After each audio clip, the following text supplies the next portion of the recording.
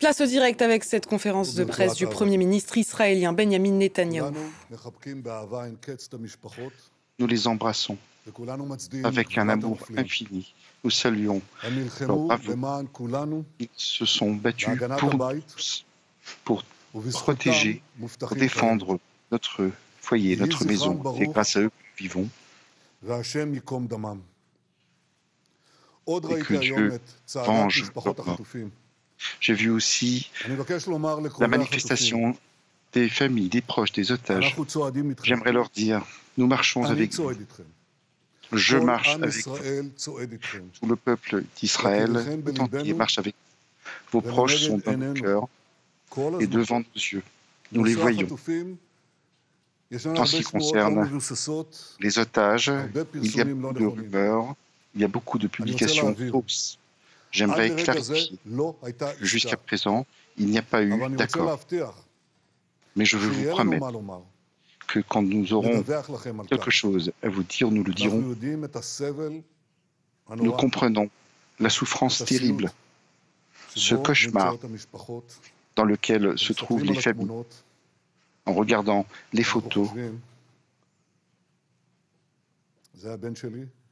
et en pensant, voilà mon fils, voilà ma fille, mon enfant, mon mari, mon épouse, mes parents.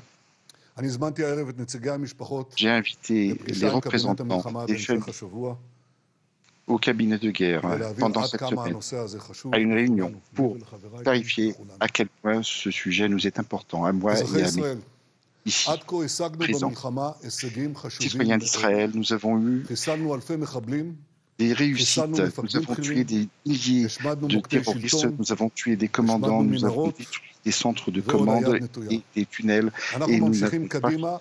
Nous continuons en avant avec toute la force.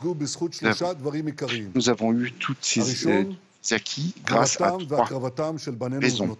Premièrement, c'est vraiment le sacrifice et la bravoure de nos enfants, de nos soldats. Je les vois, je les rencontre de toutes les armées, armées de l'air, armées de terre. J'ai trouvé des guerriers qui ont détruit et tué des terroristes. J'ai rencontré des soldats bédouins, des soldats juifs, des soldats chrétiens qui ont participé à des combats. J'ai trouvé des soldats dont les amis et les ont été tués au début de cette guerre et elles continuent à nous garder et à observer. Grâce aux efforts du Shin Bet et des commandants des forces militaires qui sont en train de rentrer à Gaza, ils sont instoppables et grâce à eux, le deuxième élément, c'est l'unité, la détermination.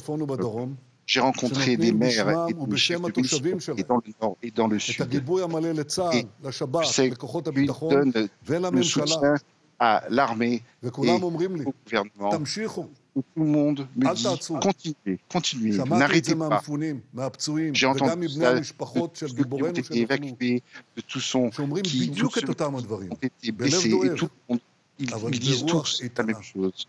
Ils sont tous blessés, touchés. Or, cet esprit israélien qui vit en nous tous, israélien, militaire et militaire, c'est la deuxième condition qui nous permettra. Le troisième élément qui nous a permis à faire arriver à c'est l'atmosphère diplomatique.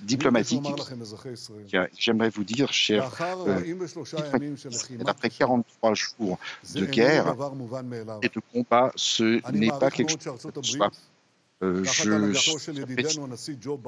les États-Unis, la direction de Trump, Joe Biden, voient les choses comme ils ont envoyé au Proche-Orient des forces, un sous-marin, des porte-avions et des équipements. Mais même au sein des États-Unis et dans le monde tout entier, il y a des pressions qui vont croissantes pour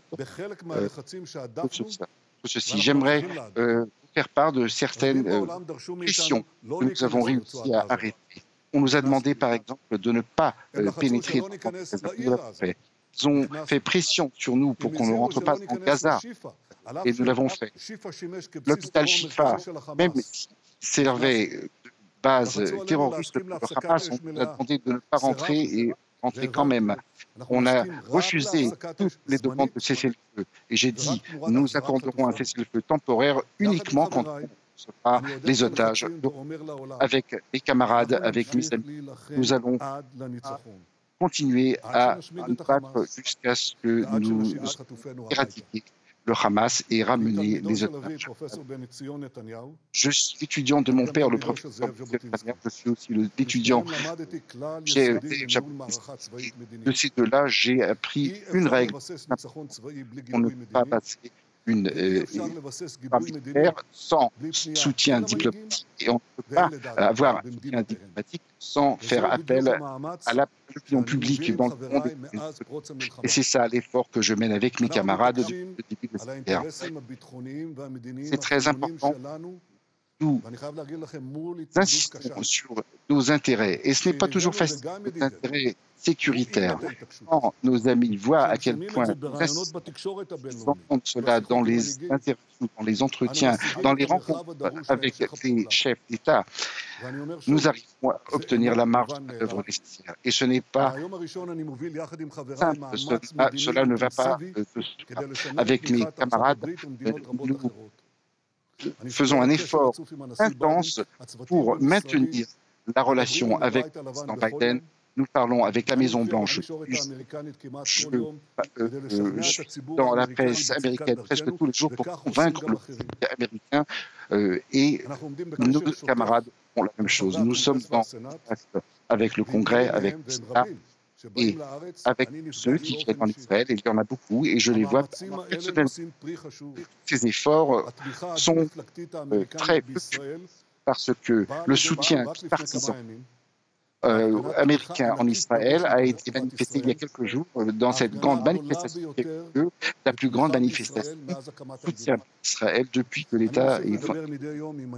Et je parle tous les jours avec les chefs d'État, avec l'Allemagne, par exemple, et avec d'autres pays. Tout cela est essentiel pour obtenir la continuation donc, des équipements que nous recevons des États-Unis et de faire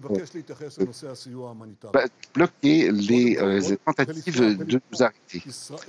J'aimerais aussi dire qu'Israël opère selon et conformément aux lois internationales de la guerre. Le soutien humanitaire est essentiel aussi pour permettre d'assurer le soutien international. Sans ce soutien humanitaire, on n'aura pas de soutien même de nos amis et on ne pourra pas continuer cette guerre jusqu'à sa fin. Voilà pourquoi, quand Shin Bet et Tzahal ont recommandé au cabinet de guerre d'accepter la demande américaine de permettre la rentrée de 2 camions de carburant par jour, tout le monde a été d'accord. C'est une quantité minime de carburant nécessaire pour faire opérer les pompes à eau. Et sans cela, il y aura une pandémie, il y aura des pandémies, il aura un effet non pas seulement sur les habitants de Gaza, mais aussi sur les forces israéliennes. Ce n'est pas un changement politique, c'est une réponse ponctuelle pour éviter la propagation de pandémies et d'épidémies. C'est ce que nous faisons au cabinet de guerre pour assurer à Israël la marge de manœuvre pour obtenir nos objectifs. Et j'aimerais expliquer et vous dire que même si la pression continue, nous avons 3 objectifs principaux que j'ai présentés et nous ne pas les oublier. Premièrement, il faut éradiquer le Hamas. Il faut atteindre une victoire complète. Le peuple, le gouvernement et les forces militaires ont démontré que nous avons l'unité et la force nécessaires pour obtenir cet objectif. Le deuxième objectif, c'est de ramener les otages. C'est quelque chose de crucial. Et troisième objectif, c'est d'assurer qu'après la victoire, Gaza ne menacera plus jamais Israël. Je ne serai pas d'accord pour que quelqu'un, tout élément qui soutient le terrorisme, un élément qui éduque, qui incite contre Israël. Donc, quand un changement de ce genre à Gaza, Gaza reviendra au terrorisme et c'est quelque chose que je ne suis pas capable d'accepter. Il y a encore une autre condition.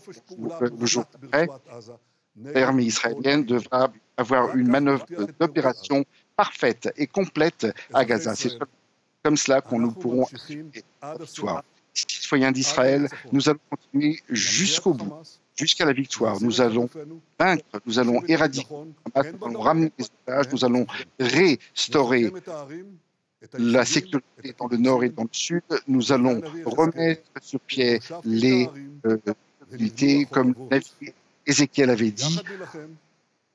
J'ai remis, restitué les communautés. Grâce à Dieu, nous allons tous vaincre.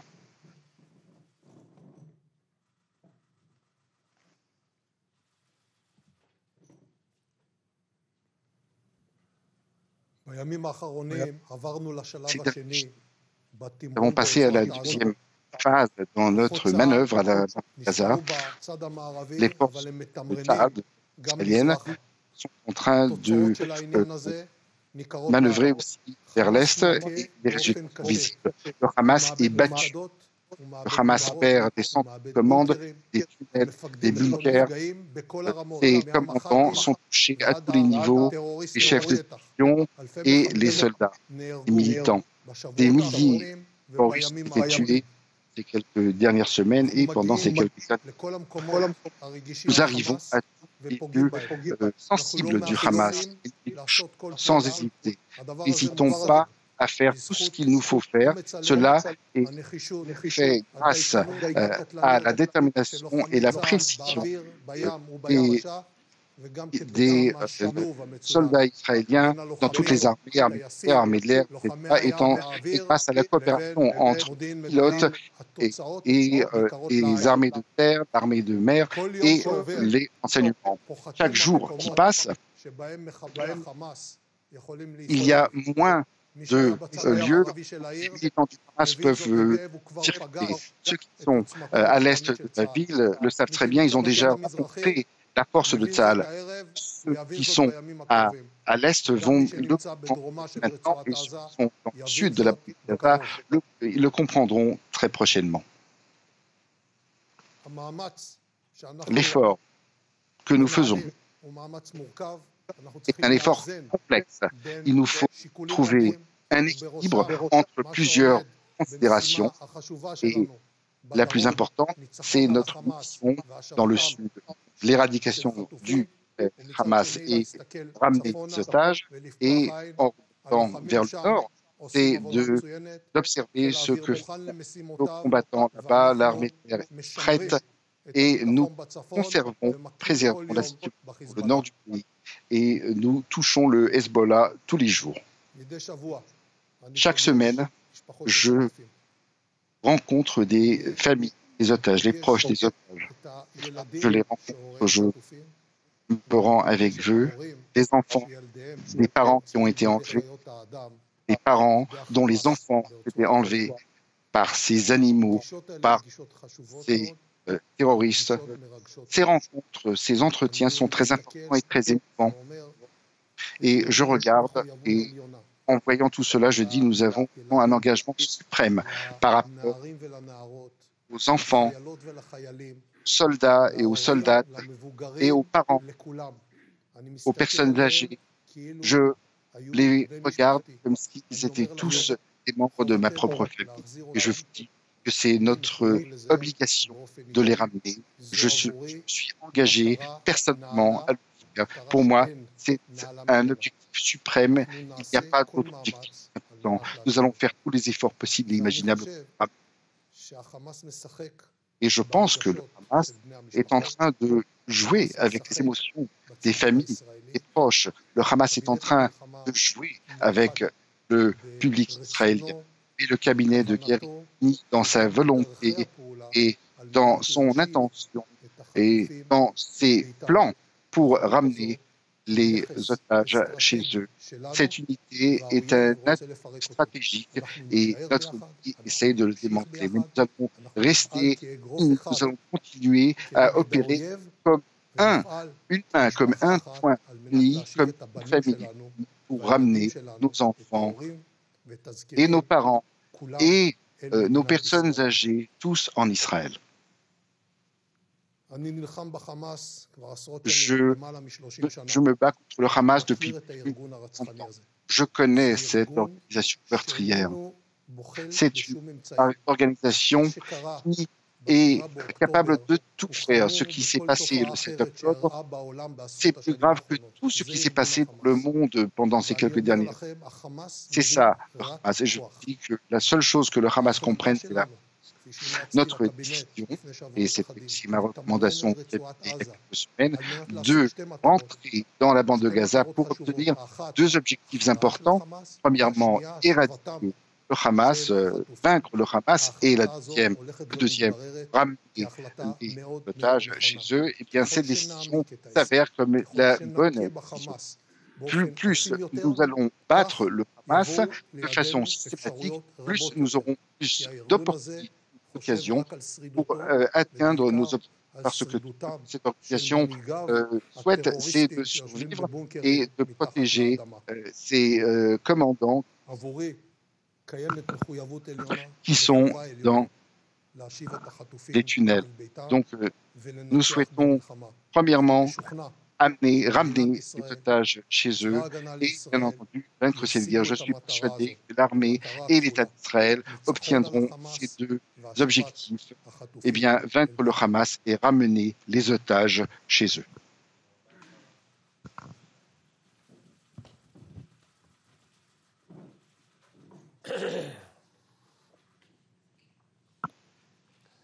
Alors, bonjour. J'espère que nous allons avoir une bonne semaine. D'abord, j'aimerais exprimer mes condoléances aux familles des combattants qui sont morts pendant ce week-end. Et j'aimerais soutenir toutes les familles endeuillées et bien entendu souhaiter la convalescence rapide à tous les blessés. Je parle à tous les commandants et à tous les citoyens juifs ou arabes, religieux ou non religieux, Haredi, orthodoxe ou pas, tout et de tout et du spectre politique. J'aimerais soutenir le chef d'état-major, le chef du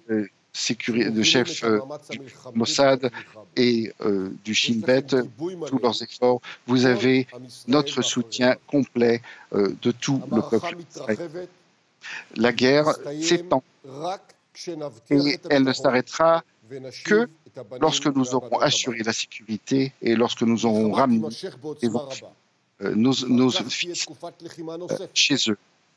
Il y aura une phase de combat encore plus intense, il y aura peut-être une accalmie, mais cela va prendre du temps. Nous y sommes prêts à tous les niveaux. Dans cette guerre, c'est nous qui avons raison. Et il nous faut utiliser notre expérience, notre maturité. Il faut penser intelligemment. Mes camarades et moi-même, nous sommes joints au cabinet et à ce gouvernement parce que nous avons besoin de prendre des décisions très difficiles et il faut les prendre en unité tant que possible pour avoir le temps et la légitimité interne et externe. Ces décisions sont effectivement très dures et nous avons à les faire presque tout le temps. En tant que chef, c'est nous qui allons prendre la responsabilité pour ces décisions, si elles sont bonnes ou si elles sont moins bonnes. Car nous souhaitons pouvoir faire le travail dans le sud, dans le nord, en Cisjordanie, à l'est, près, loin, là il nous faudra opérer. C'est comme cela que nous l'avons fait, c'est comme cela que nous allons faire. J'arrive suite à une rencontre avec les proches des otages. J'étais Gadi Eisenkot avec les familles d'otages et je veux vous dire, nous sommes tous parfaitement engagés. Le cabinet, la coalition, l'opposition sont tous engagés. Nous sommes engagés pour faire tout ce qui est dans le pouvoir, les ramener Et je voulais vous dire aussi que le rassemblement, cette mobilisation incroyable de la société israélienne ne démontre pas une faiblesse. Au contraire, cela démontre que nous avons sur qui compter, nous avons pour qui nous battre. C'est ça l'important. Grâce à cette force de la société israélienne, nous réussissons au combat dans le champ de bataille. C'est grâce à cet esprit, grâce à cette unité que nous allons vaincre cette guerre. Alors, des questions, Tal Shalev? Il n'y aura pas de carburant qui sont transportés sans otages qui sont ramenés, mais voilà, c'est fait.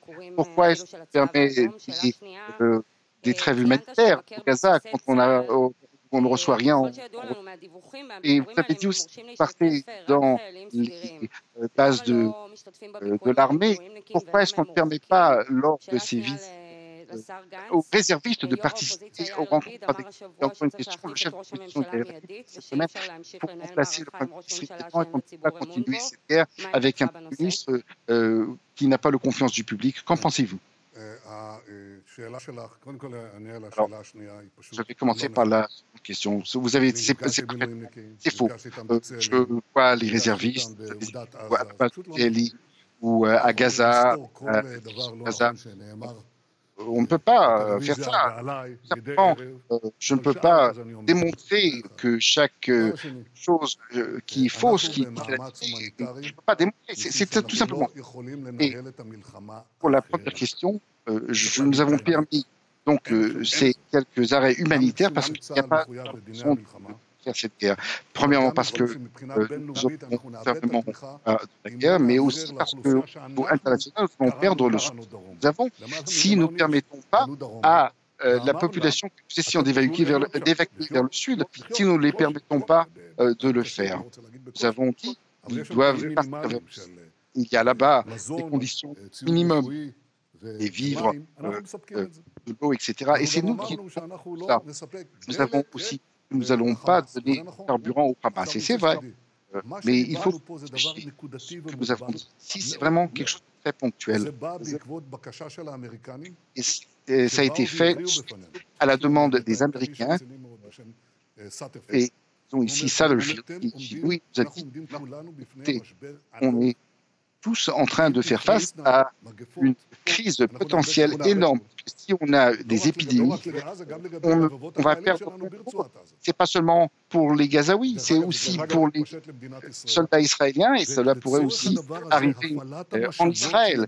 Voilà pourquoi utiliser les pompes d'eau dans le sud de la bande de Gaza, eh bien, c'est ça. Ils ont demandé ces 2 camions de carburant. C'est vraiment c'est un fragment normalement on avait à Gaza. Donc c'était suite à la recommandation, c'est une bonne recommandation de tous les agences sécuritaires. Nous avons tous été d'accord que c'est ce qu'il faut faire. On ne peut pas attendre parce que si on attend et une épidémie commence, ce sera trop tard. Voilà pourquoi nous avons pris cette décision comme je l'ai décrit. Tal, j'aimerais dire à vous, mais aussi aux citoyens d'Israël, que la vie, c'était l'État d'Israël qui était le plus important pour moi, niveau personnel, militaire, public, politique. Et la seule conclusion, c'est que la guerre, maintenant, c'est l'important, mais maintenant on fait la guerre. La politique, on la fera plus tard. Meilleur Martiano, Monsieur le Premier ministre, c'est vrai qu'il y avait eu une offre sérieuse pour une libération des otages mardi et que vous l'avez empêché. Et ma deuxième question, pensez-vous, est-ce votre position qu'il faut insister sur le retour de tous les otages ou aucun? Est-ce que vous pensez qu'on peut faire un compromis et accepter que le Hamas a offert maintenant 50 otages? Et pour le ministre de la Défense, est-ce que vous pensez que est-ce qu'un des objectifs de cette guerre, c'est aussi d'atteindre ou de toucher les chefs du Hamas qui sont à Qatar? Alors, il n'y a pas eu d'offre, il n'y a pas eu d'accord. Je ne peux pas en dire davantage. mais nous souhaitons ramener les otages et nous faisons tout pour amener le plus grand nombre possible d'otages, si ça se fait en plusieurs phases, et nous sommes d'accord. Nous avons pris une décision en commun, le cabinet de guerre, et ce n'était pas une majorité, c'était unanime. Et quant à la question sur ceux qui sont en dehors, hors de Gaza, eh bien, pour nous, tous les membres du Hamas sont des condamnés à mort. Et quand les chiffres, je ne vais pas rentrer dans les chiffres, je suis désolé. Il y a des fake news tout le temps. Nous opérons à base de renseignements. Et vous me demandez s'il y avait vraiment un accord qui a été offert. Nous l'avons pas vu de cette façon. Il y a eu plusieurs idées, mais quand nous aurons des nouvelles, nous vous les donnerons immédiatement.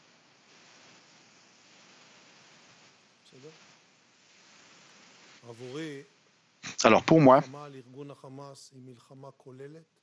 la guerre contre le Hamas est une guerre complète qui nous mènera jusqu'à la victoire complète. Cela comprend les membres du Hamas les plus juniors et les plus seniors. Pour moi, il n'y a aucune différence entre un terroriste qui se promène avec un Kalachnikov et un uniforme ou qui, quelque part ailleurs dans le monde, et qui met un costard. Voilà, ils sont tous des condamnés à mort. J'ai une question pour le Premier ministre. Que dites-vous aux ministres et membres du Likoud que vous devrez démissionner après la guerre?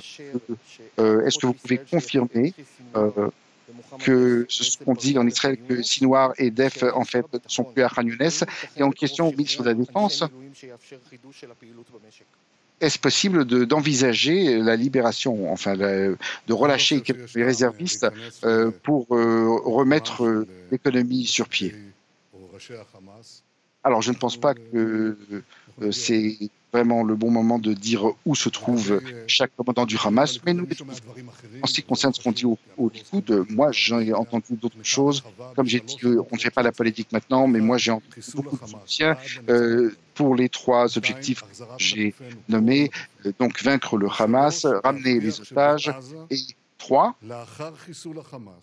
assurer qu'à Gaza, après que le Hamas sera éradiqué, il n'y aura pas à Gaza un gouvernement qui éduque, qui incite, qui soutient le terrorisme et qui a pour objectif d'éliminer et de détruire l'État d'Israël. Et pour ces objectifs, j'ai un soutien complet.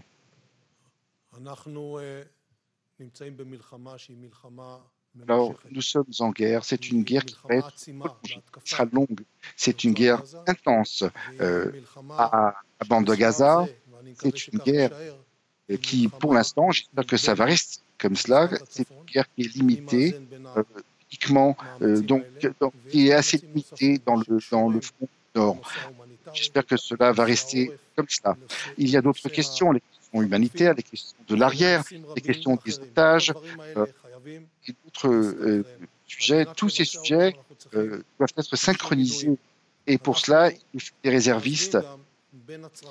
Nous essayons de trouver l'équilibre entre les besoins de l'armée et les besoins de l'économie. Hier, je suis rentré, je me suis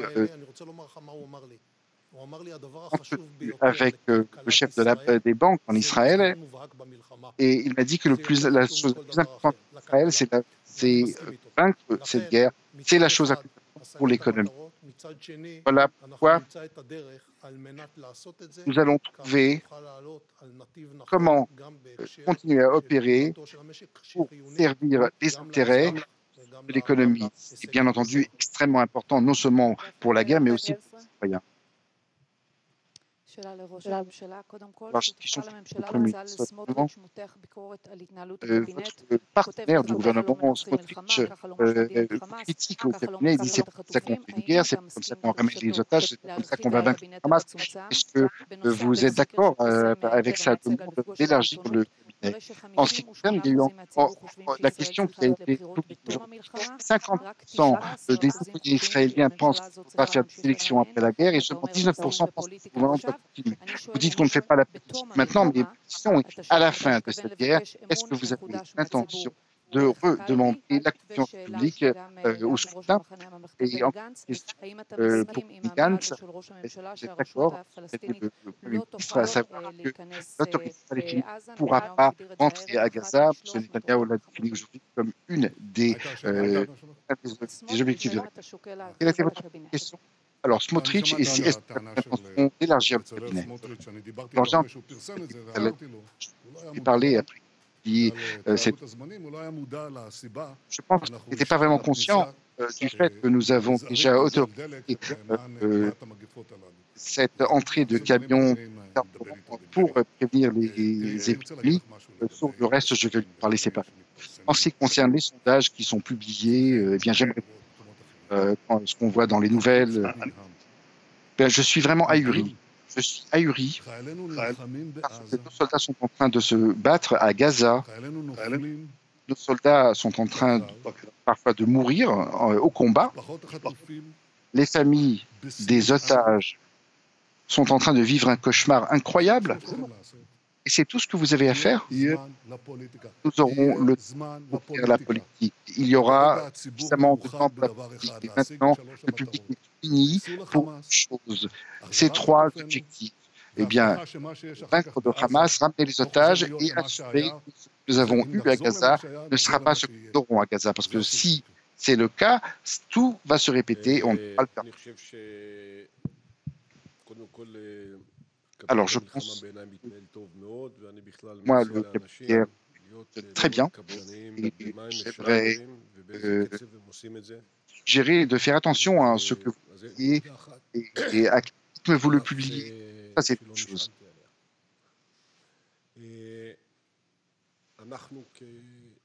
En tant qu'élément stratégique, nous devons pousser cette guerre en avance et penser aussi à ce qui se passera après la guerre.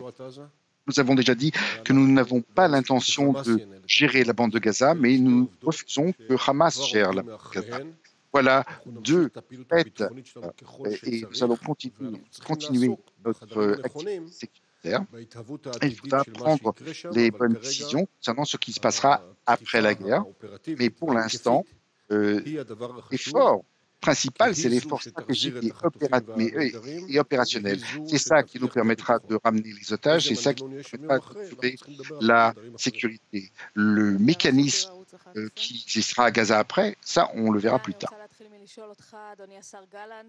Monsieur Gallant, il y a des gens qui appellent à la création d'un autre gouvernement maintenant.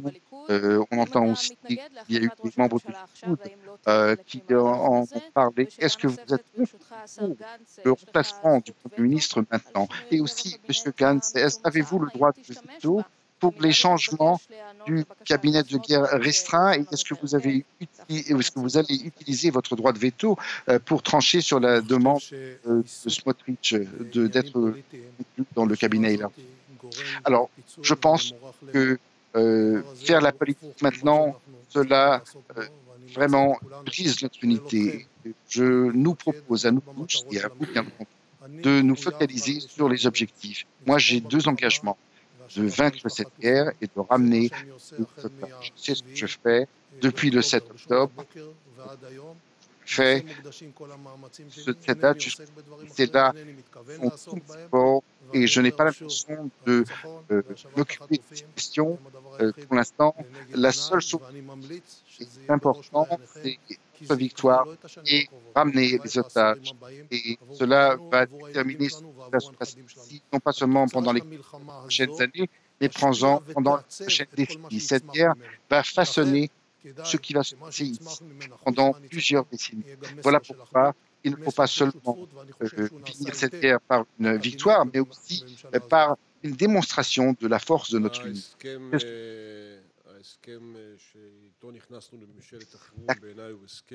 L'accord que signé pour créer ce gouvernement d'urgence, je pense que c'est un bon accord. Et le cabinet, tel qu'il est maintenant, sa position est très bien gérée, très bien dirigée et permet la prise de décision centrale de façon efficace dans le cabinet restreint et dans le cabinet élargi. Et s'il y a un lieu, une place pour Yair Lapid, puisque c'est une guerre prolongée, et j'aimerais beaucoup que Yair Lapid puisse faire partie de ce cabinet. Monsieur le Premier ministre, vous avez parlé de la légitimité internationale. Dans quelques semaines,